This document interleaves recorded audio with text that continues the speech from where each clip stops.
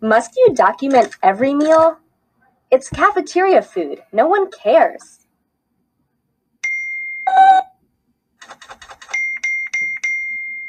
Ugh. Dear Cassie and Moby, without texting and online games, my life would be meaningless. But is it safe to go online? From Evan. Well, Evan, there are some dangers to going online, but that doesn't mean you can't stay safe. We should know. I use the internet to research our movies. And Moby is basically married to his phone.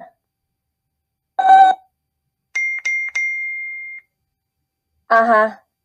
So anyway, going online is sort of like going outside. It's safe as long as you remember some simple rules. Rule number 1. Online life is real life. We work online, play online, shop, talk, and share online. The things we say and do there have real effects on our lives. So before you say or do anything in the virtual world, ask yourself, would I do this in person? Remember this first tip, and the rest are pretty common sense. Rule number 2. Keep your identity a secret. Websites and apps are public spaces. You wouldn't walk around handing out your name and personal info. So you need to be just as careful online. Lots of services will ask for your name, email address, and other stuff before you can register. They also may request access to your contact list. So it's a good idea to check out their privacy policy. That's an explanation of how they plan to use any info you give them. These documents can be long and confusing, so ask a grown-up to help you separate the good sites from the bad.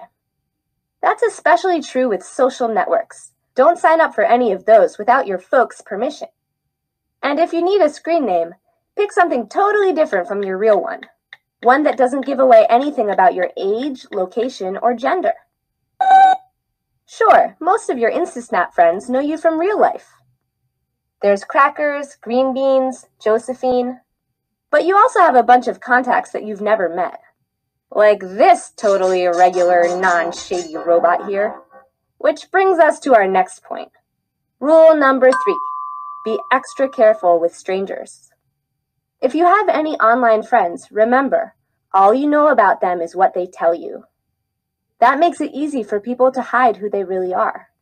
It's a terrible thing to think about, but there are adults who use the internet to trick kids.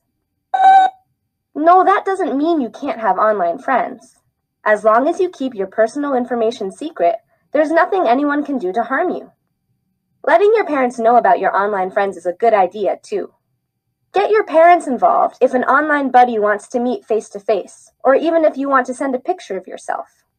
Oh, and while we're on the subject of strangers, remember that they're not the only danger. Someone you know can use your personal information against you too, so don't go telling your contact info to just any kid from school. Yeah, bullying hurts just as much online as in person. Rule number 4, tell somebody.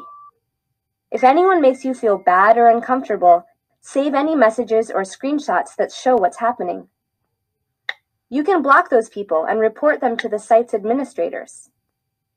And remember, your parents and teachers are there to help protect you from bad stuff, so let them help. Rule number 5, protect your passwords. This one's simple. Use strong passwords containing letters, numbers, and symbols. Keep them in a safe place, and don't tell them to anybody. Not even your best friend needs to know your passwords. Rule number 6, be nice. It's up to you to help make the internet a better place.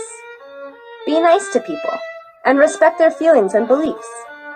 Most likely, they'll return the favor. Besides, you can get banned for being rude. You'll notice that a lot of these rules involve checking stuff out with your parents or some other adult you trust. The online world can be a tricky place for kids to navigate without a little help. Well, in your case, better check with me. Yeah, but I'm basically your guardian. Tim? Never heard of the dude.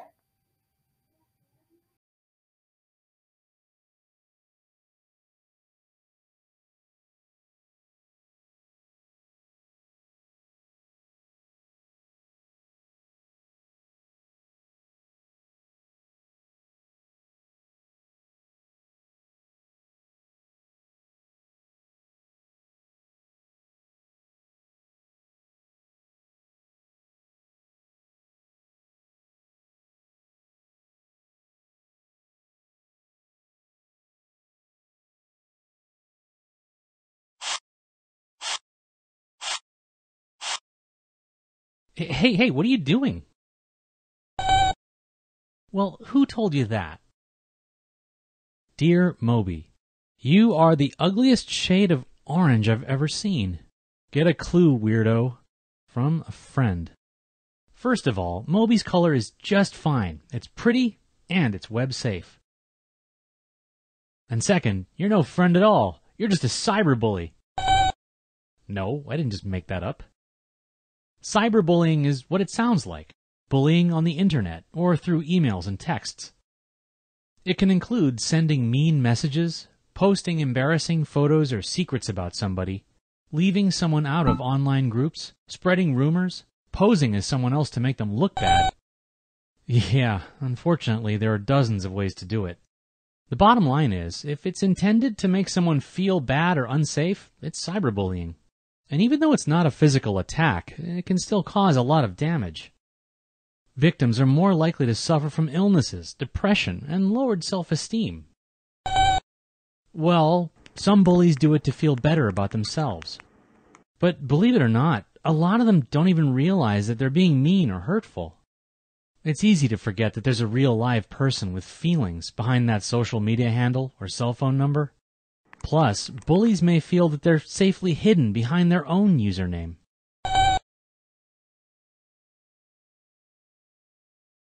No, fighting back is one thing you should never do with a cyberbully. They just want to get a reaction out of you, so why play into their hands? Sometimes it can help to tell someone when they're making you feel bad. Well, they may think they're just playing a harmless joke. But if talking doesn't work, you should use any block or ignore functions that are available. You can also just delete messages from bullies without reading them. Well, if the bullying doesn't stop, or if it's threatening your safety, there are other ways to deal with it. Save any messages, emails, or screenshots that show what's happening. You can usually send complaints to websites and messenger hosts, and those files will be useful as evidence. You can print out hard copies, too. That way, when you tell an adult what's going on, which you should always do, you'll have something to show them. Grown-ups can help you deal with a tough situation, even if you think you can handle it by yourself. Even when the bullying affects you at home, there's a good chance that your school has rules against it. In fact, many forms of cyberbullying are considered harassment and can result in criminal charges. Yeah, there's a lot you can do to prevent it, too. Sticking up for other kids is sometimes enough to scare a bully off. But sometimes the best way to stop it is not to be a cyberbully yourself. Don't write or text anything that you wouldn't say in person. What may be a harmless joke to you can be taken as an insult by someone else. If you're angry or upset, wait a few minutes to calm down before you write something you can't take back. And remember, whatever you say online can stay there forever. And even though you may feel anonymous, websites and cellular services can usually figure out your true identity. To protect yourself from being a victim, be smart online. Don't share your personal information with anyone you don't know. Cyberbullies sometimes impersonate people to embarrass them. So don't ever tell anyone your passwords, except for your parents. Now, let's say we wash off that green paint.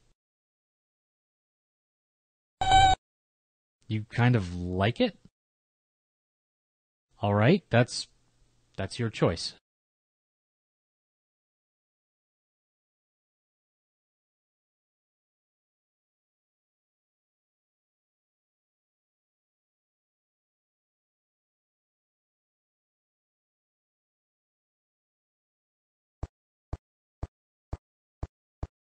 And now the final piece to a project 5 years in the making. Okay, we get it. You like Star Trek better.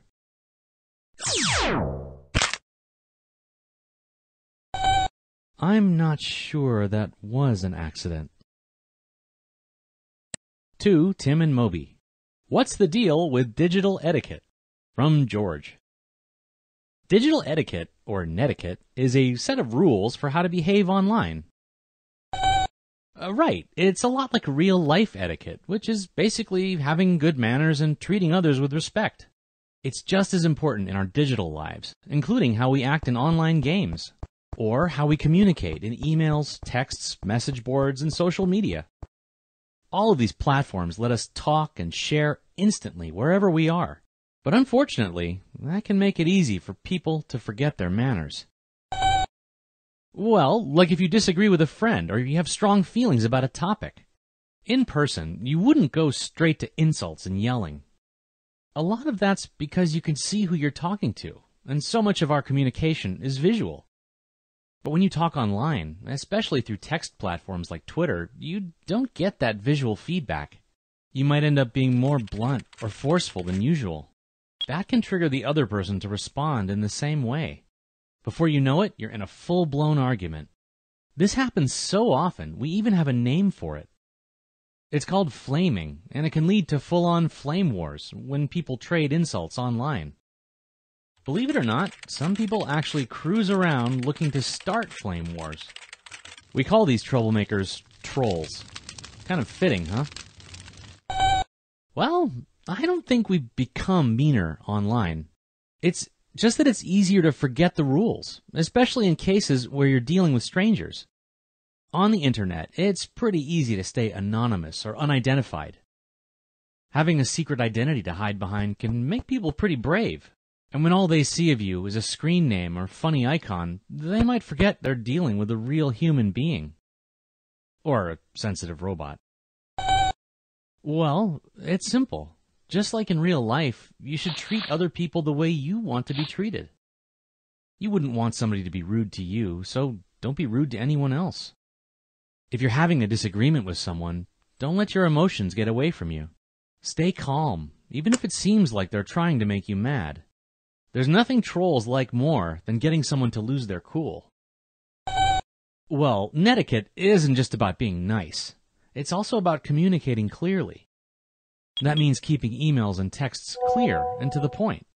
It also means making your messages easy to read and understand, which can depend on your audience. Like, some abbreviations and emoticons may be fine with friends, but they're not appropriate in formal communication. And whatever you do, don't write in all capital letters. All caps makes it seem like you're yelling. Well, humor isn't always obvious in writing. Without seeing facial expressions or hearing someone's voice, it can be hard to tell the difference between a friendly joke and real cruelty.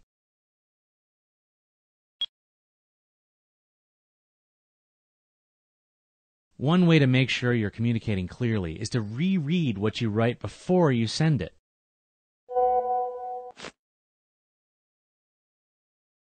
Check your tone, grammar, and spelling to make sure you really mean to say what you've written.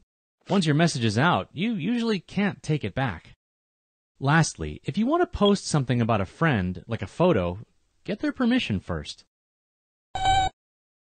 No! People's personal information is private, and you can really ruin relationships if you reveal something that a friend or a friend's parents don't want on the web. The internet is a public place. If you wouldn't want a parent, teacher, college admissions director, or future employer to see something you post, don't post it.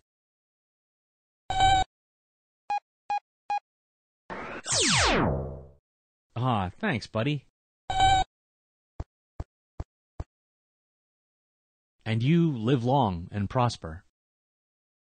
You know, if my avatar had fingers, you'd see that I'm giving the Vulcan salute.